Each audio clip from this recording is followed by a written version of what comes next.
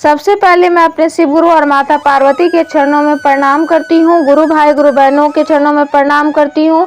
गुरु भाई गुरु बहनों, आज मैं आप लोग के लिए एक नई कथा लेकर आई हूँ। इस कथा को पूरा सुनिएगा। पूरा सुनने से शिव जी की महिमा प्राप्त होगी तथा ज्ञान प्राप्त होगा।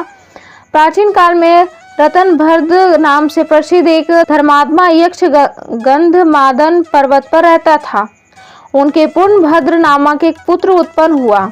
अंत में अनेक भोगों को भोग कर उसे रतनभद्र ने शिवलोक को प्राप्त किया। पिता के शिवलोक चले जाने पर पूर्णभद्र ने संतानहीन होने से अपनी भार्या कनकुंडला नामक की यक्षिणी से कहा, प्रिय, मुझे पुत्र के बिना यह राज्य और महल आदि सब शून्य मालूम होता है। कनकुंडला बोली, प्राणनाथ, आप ज्ञानवान होकर पुत्र के लिए क्यों खेद करते हुए हैं? यदि यही इच्छा है तो पुत्र मिलने का उपाय कीजिए। इस जगत की उद्यमी लोगों को क्या दुर्लभ है जो प्राणी प्रबंध के भरोसे रहते हैं। वह नितांत का पुरुष है, क्योंकि अपना किया हुआ कर्म ही प्रबंध है और कुछ नहीं। इस कारण प्रतिकूल प्रारब्ध को शांत करने के लिए समस्त कारणों के भी कारण रूप भगवान शिव के शरण में जाना चाहिए। यदि आप सर्वश्रेष्ठ पुत्र चाहते हैं तो भगवान शिव की शरण ग्रहण कीजिए। अपनी पत्नी की बात सुनकर यक्षराज ने गीतवाद से भगवान शिव का पूजा कर पुत्र की अभिलाषा पूर्ण की। उसका नाम हिरकेश पड़ा। पुत्र उत्पन्न होने की प्रसन्नता से उससे अनेक दान पुण्य किए।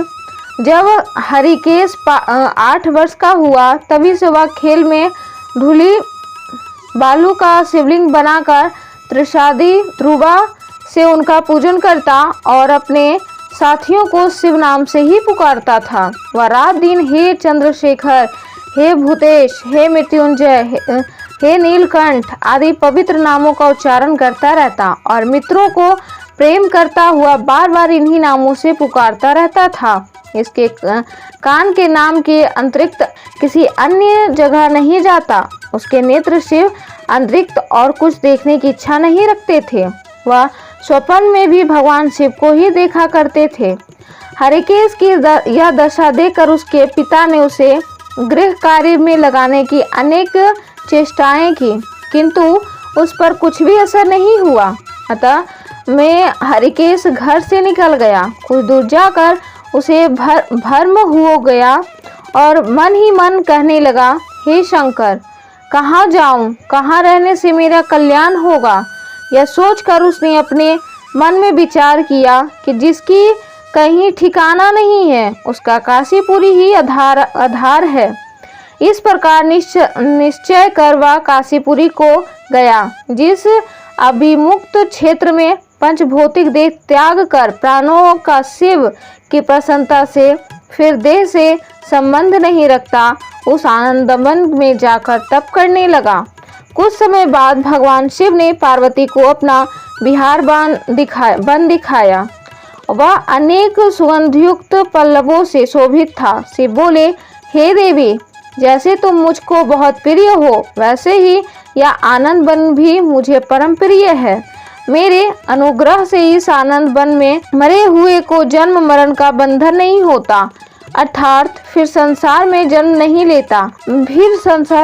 लेता। पुण्य आत्मा के कर्म बीज विश्वनाथ की प्रज्वलित अग्नि में जल जाते हैं, उसी से फिर वे गर्भाशय में नहीं आते। काशीवासी लोगों के देहांत समय में ही तारक ब्रह्म ज्ञान का उपदेश देता हूँ, जिससे वे उसी क्षण मुक्त हो जाते हैं। कलयुग में विश्वनाथ देव का दर्शन, पूजन, काशीपुरी, भागीरथी गंगा आदि का सेवन तथा संत पात्र को दान विशेष फलदायक होता है। हे देवी, काशीवासी सदा मुझ में ही बसते हैं, इससे मैं उनको अंत में संसार सागर से पार कर देता हूँ, यह मेरी प्रतिज्ञा है। इस तरह वार्तालाप करते करते भगवान शिव उस स्थान पर गए जहाँ हरिकेश समाधि लगाए बैठा था। उसको देखकर पार्वती ने कहा, भगवान, यह आपका तपस्वी भक्त है। इस समाधिस्थ भक्त को वर देकर इसका मनोरथ पूर्ण कीजिए। इसका चिंत केवल आप में ही लगा है और इसका जीवन भी आपके ही अधीन है। पार्वती की बात सुनकर भगवान शिव उसके पास गए और उन्होंने समाधि में स्थित उसे हरिकेश को हाथ से स्पर्श किया। दया सिंधु का स्पर्श पाकर उस यक्ष की आंखें खोलकर अपने सम्मुख प्रत्यक्ष अपने अभिष्ट को देखा। अब गदगद स्वर में यक्ष ने कहा कि हे शंभु, हे पार्वती माता, हे शंकर, आपकी जय हो। आपके कर कमलों का स्पर्श पाकर मेरा यह शरीर अमृत रूप हो गया। इस प्रकार प्रिय वचन सुनकर भगवान शिव बोले, हे यक्ष, तुम इस क्षण मेरे वर से मेरे क्षेत्र के दंड नायक हो जाओ। आज से तुम दुष्टों के दंड नायक और पुण्यवानों के सहायक बनो और दंड पानी नाम से विख्यात होकर सब उद्भट गणों के नियंत्रण करो। मनुष्य में सत्य, अर्थ, नाम वाले संभव और उद्भव ये दोनों गण सदा तुम्हारे साथ रहेंगे।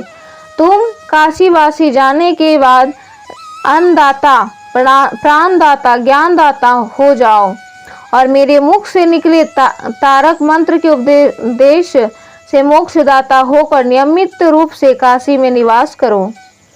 भगवान शिव की कृपा से वही हरिकेश यक्ष काशी में दंडपानी के रूप में स्थित हो गया और भक्तों के कल्याण में लग गया।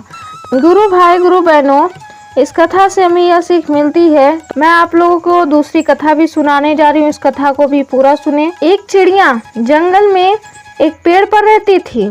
जंगल बिल्कुल सूखा हुआ था, ना घास, ना पेड़, ना फूल, ना फल। जिस वृक्ष पर चिड़िया रहती थी उस पर भी सिर्फ सूखी टहनियाँ थी, पत्ते भी नहीं थे। चिड़िया वहीं रहकर हर समय शंकर भगवान का जाप और गुणगान करती रहती थी। एक बार नारद जी जंगल में होकर जा रहे थे। चिड़िया ने देख लिया, तुरंत आकर बोली, नारद जी, आप कहाँ जा रहे हैं? नारद ने कहा, शंकर जी के पास जा रहा हूँ। चिड़िया ने कहा, भगवान शंकर मेरा बड़ा ध्यान रखते हैं। मेरे सूखे जंगल के बारे में उन्हें पता नहीं है शायद। कृपया उनसे कह दीजिएगा मेरे जंगल को हरा भरा कर दें। नारद जी शंकर जी के पास जाकर चिड़िया के जंगल की बात की। नारद के कई बार कहने पर शंकर जी ने कहा, मैं इसमें कुछ नहीं कर सकता हूँ नारद। चिड़िया के भाग्य में 7 जन्म ऐसे ही सूखे जंगल में रहना लिखा है। नारद कुछ नहीं बोले। कुछ समय बाद नारद जी फिर वहां से निकले तो देखा जंगल बिल्कुल बदला हुआ था। जंगल हरा भरा, हरी घास, फूल, फल लदे हुए थे। चिड़िया का पेड़ फूलों और फलों से लदा था। चिड़िया भी प्रेम मगन होकर पेड़ पर नाच रही थी। नारद जी ने सोचा, शंकर जी ने मुझसे झूठ बोला। नारद जी ने शंकर जी से जंगल के हरे भरे तथा चिड़िया के बारे में पूछा तो शंकर जी ने कहा कि मैंने चिड़िया को कभी कुछ नहीं दिया, फिर भी मेरा गुणगान करती रहती है। उसकी भक्ति, विश्वास और प्रेम की वजह से मुझे 7 जन्म काट कर सब चिड़िया को देना पड़ा। तो गुरु भाई, गुरु बहनों, इसीलिए कहा जाता है कि अगर आप महादेव को अगर दिल से पुकारे, निस्वार्थ भाव से उन्हें पुकारे, तो वह आपकी हर गलती को क्षमा करके जो आपके नसीब में नहीं भी है वो आपको जो आप मांगेंगे वो आपकी भक्ति से प्रसन्न होकर आपको दे सकते हैं। तो ऐसे दयालु हैं हमारे भोलेनाथ। तो भक्ति में शक्ति होती है गुरु भाई, गुरु बहनों, भक्ति में शक्ति होती है।